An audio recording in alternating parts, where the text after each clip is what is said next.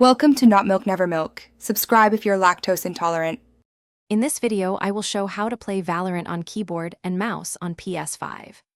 Connect your keyboard and mouse to PS5 via USB or Bluetooth, enable console input or adapter pass-through, launch Valorant and adjust control settings, then map important keys like movement, abilities, and weapon binds to comfortable layouts, and fine-tune DPI and sensitivity to match your aim style for best results.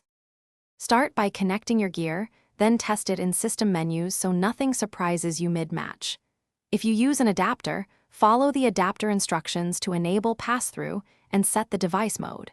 Make sure polling rate and DPI are recognized and confirm buttons register correctly. Take a minute to rebind any special keys so you can play without fumbling. This prepares you for smooth setup inside the game. Once in Valorant, immediately head to controls and tailor the layout to your habits. Remap movement and ability keys, set a comfortable crosshair, and tune mouse sensitivity using eDPI so flicks and tracking feel natural.